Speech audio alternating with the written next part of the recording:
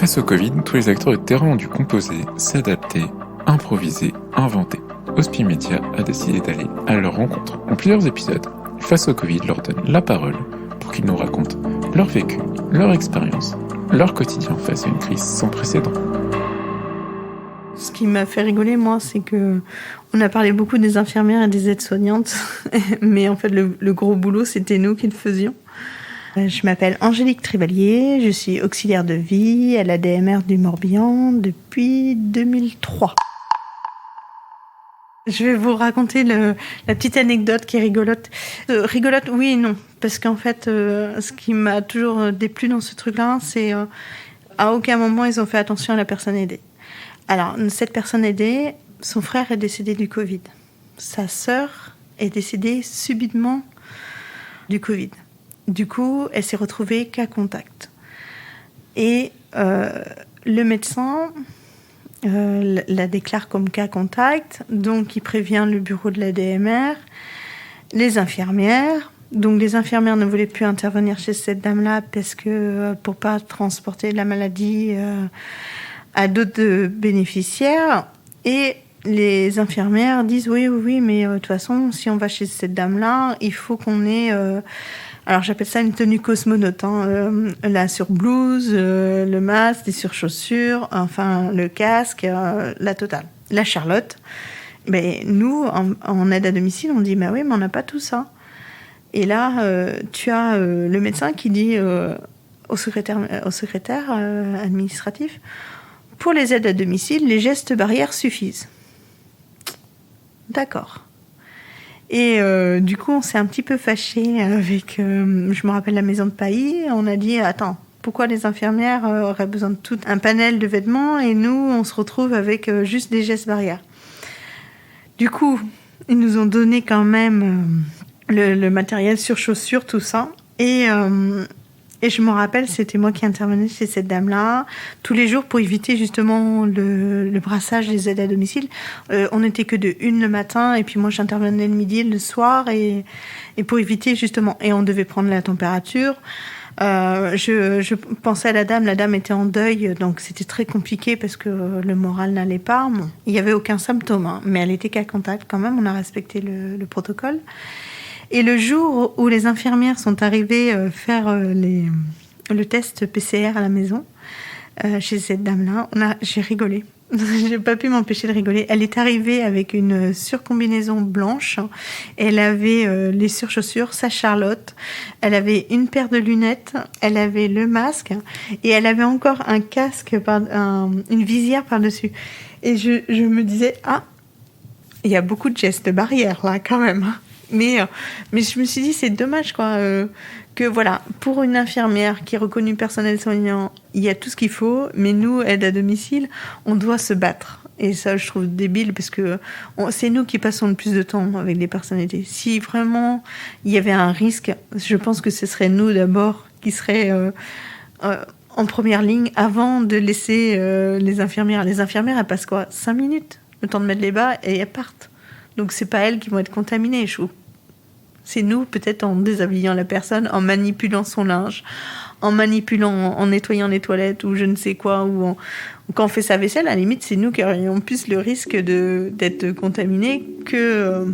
bon, voilà. Mais du coup, c'était la petite anecdote tristounette où les gestes barrières suffisent pour les aides à domicile.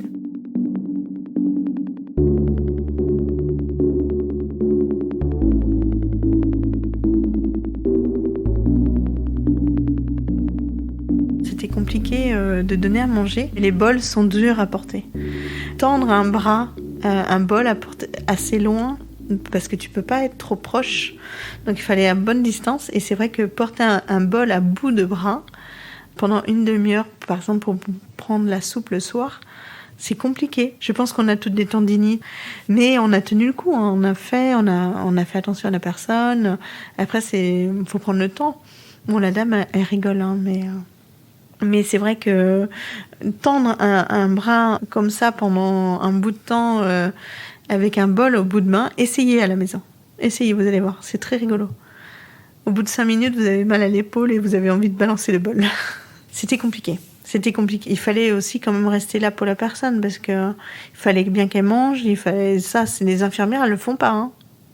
On est d'accord, hein, les infirmières, même si elles sont considérées comme personnel soignant, ça s'arrête là. Hein. Elles sont pas là pour donner à manger. Hein. Donc t'avais ça, t'as la soupe, t'avais aussi l'échange. Hein. T'as certains changes, on est fait, on est au contact de la personne. À un moment donné, oui, il y a les gestes barrières, mais de l'autre, il y a aussi la question de la personne. Il faut faire attention à elle. Il y a toujours ce regard où il faut faire attention.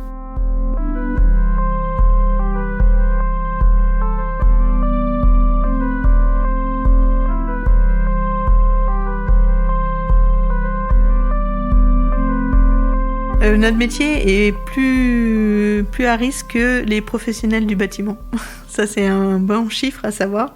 Et du coup, c'est vrai qu'on a des problèmes du dos et tout ça. Et puis, mine de rien, on peut aussi avoir des accidents de la route puisqu'on est toujours dans notre voiture.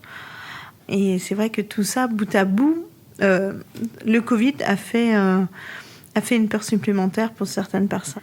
Alors, j'ai la chance, j'interviens toujours le jeudi soir quand Monsieur Véran et Castex parlaient le soir à 18h. Donc souvent, je suivais, je rigole parce que souvent, j'ai trois personnes et du coup, je commençais l'intervention chez une. Donc j'avais des premières informations, j'intervenais chez une deuxième personne, elle me donnait la suite et finalement, la troisième me faisait un résumé. Donc je suivais un petit peu l'évolution. Après, voilà, je suivais l'actualité parce que c'était important par rapport à notre boulot. Je me rappelle avoir dit à mon conjoint, c'est une grosse tuile qui va nous arriver. On n'a rien chez nous. Je sens que ça va être une catastrophe. Et les premiers temps, on n'avait que 4 masques par semaine. Et on devait les mettre que aux personnes, chez les personnes à fort risque. Et on était un petit peu lancé dans la nature parce qu'on n'avait pas de masque, on n'avait rien du tout. Après, l'épidémie s'est accélérée. Et là, on a décidé, avec l'ARS et tout ça, de mettre le masque en continu. Mais au départ, on n'avait pas les masques. Et c'est la fédération qui a pris les taureaux par les cornes, qui a commandé, je crois, un conteneur entier de masques pour qu'on ait ce qu'il faut. Mais c'est vrai qu'on était un petit peu dans le flou artistique. On a eu un problème avec les pharmacies. Les pharmacies ne voulaient pas nous donner de masques. Parce qu'on était trop nombreuses à passer les voir avec notre fiche de paye en disant on est aide à domicile, on a besoin de masques. Parce qu'il y avait eu quelque chose de dit, je me rappelle, avec Monsieur Véran. Et on s'est rendu compte, en fait, que sur le terrain, c'était carrément à l'opposé, quoi. Ils n'ont jamais voulu nous donner de boîte. Et moi, j'ai réussi à avoir des masques FFP2 parce que mon conjoint est agriculteur. Et il avait été, ce qu'on appelle, les magasins étaient fermés, mais il avait été donc à la CECAP, enfin la coopérative à côté de chez nous, et il savait que j'étais aide à domicile. Et ils avaient dans leur stock des masques FFP2. Et ils en ont donné un paquet à mon conjoint en disant « Tiens, Angélique, elle en aura besoin parce que je sais que c'est compliqué pour en avoir. » On a eu, je sais que chez nous, là, on a eu des techniciens, puisqu'on a un milieu agricole quand même, on a eu des techniciens volailles qui ont des surblouses en non-tissu, les trucs jetables. Ils en ont donné plusieurs au bureau de la DMR parce qu'ils savaient que s'il y avait des cas de Covid, il nous en faudrait. Et ça a été comme ça. Ça a été des dons sans forcément faire une campagne de communication, mais ça a été vraiment des dons de main en main. Un truc tout bête, c'est... vous allez rire, avant je prenais ma voiture comme ça, sans forcément... c'est ma voiture, quoi. Donc. Mais là, en réflexe, le gel que j'ai sur mes mains, je le passais sur le volant et sur le levier de vitesse et sur le frein à main. C'est tout bête. Et les poignets. Parce que je me disais, je veux pas ramener la merde à la maison. Et je le faisais en systématique entre 2 maisons. Chose que on ne prenait pas le temps de faire avant. On rentrait et voilà. Et je crois que les lingettes n'ont jamais aussi bien marché parce que tu avais le paquet aussi de lingettes dans la voiture pour donner un coup, des fois discrètement, on va dire, sur les sièges.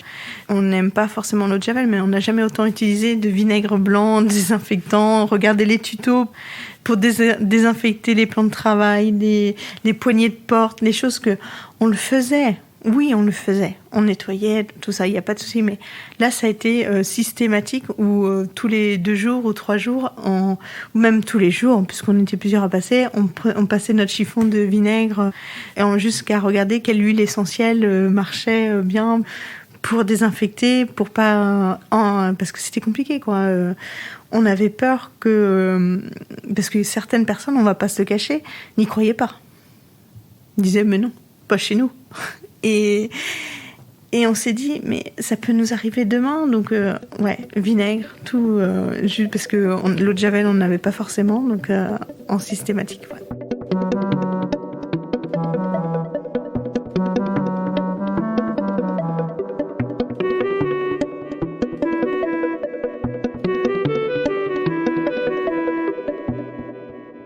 On a eu beaucoup de personnes qui ont ce qu'on appelle un syndrome de glissement, qui faisaient beaucoup de choses. Et du jour au lendemain, on est obligé d'intervenir pour les repas. Parce que ils n'avaient plus le goût de faire à manger. Et on a aussi des personnes qui ont eu peur de l'extérieur. Et du coup, on revient faire du lien social. On revient avec eux, prendre le temps de discuter, d'échanger. Mais bon, à l'heure d'aujourd'hui, on reprend le temps de sortir. Ne serait-ce qu'aller chercher une baguette. Le pain, oui, on voit la copine qu'on n'a pas vue depuis X temps. On a beaucoup de personnes qui sont seules. On prend le temps d'aller au cimetière. C'est rien. Mais faire le tour du cimetière, aller arroser les fleurs, voir les tombes, faire un tour en voiture, ça, même si on ne voit pas personne autrement, ça leur fait du lien social. Parce qu'on passe les voir, on discute tout le temps de l'intervention. Ou avant, c'était un passage et puis finalement, on s'est retrouvé avec 3, voire 4 passages dans la semaine, plus les personnes qui sont rentrées d'hospitalisation aussi. Vous savez, il a fallu libérer des lits. On a une personne où j'interviens qui était tombée pour son épaule. Il fallait libérer un lit. Il n'a pas pu faire sa rééducation à l'hôpital. Donc il est rentré à domicile, mais du jour au lendemain, c'est quand même 3 passages par jour. Alors qu'on n'allait qu'une fois par semaine chez ce monsieur-là. Et c'est 7 jours sur 7. J'ai fait une fin de vie et il remerciait les aides à domicile et tout ça. Et t'as des personnes qui m'ont dit vous faites ça, vous, les fins de vie? J'ai dit, tu sais, avec la crise, avec tout ce qui se passe, les gens n'ont pas voulu aller en EHPAD, ils ne veulent pas aller en EHPAD. Donc on les accompagne jusqu'au bout. Tu as des familles non plus qui n'ont pas souhaité hospitaliser leurs personnes aidées, leurs membres de la famille, parce que les hospitaliser pour ne pas pouvoir les voir. Parce que dans les hôpitaux, c'était limité en visite. Et dans certaines cliniques, c'était interdit les visites. Donc, ils étaient mieux à la maison. On était là pour les accompagner jusqu'au bout. Et c'est vrai que ça surprend encore, parce qu'ils ne s'imaginent pas du tout qu'on fait des fins de vie, alors que... ok, on n'a pas le côté médical, mais tout ce qui est échange... et soins de l'entourage, mine de rien, parce que échanger avec l'entourage, c'est important. On est là. Donc il y a le souhait des gens de rester le plus longtemps à la maison et de pouvoir manger des patates. C'est rigolo, mais souvent c'est ce qu'ils me disent en rigolant, parce qu'on a eu le portage de repas en rigolant, et dans le portage de repas, il y a la nouvelle nourriture, il y a le boulgour, des choses comme ça. Les gens, ils mangent pas ça. Et du coup, il y en a qui me disent en rigolant, moi je veux rester à la maison pour manger des patates.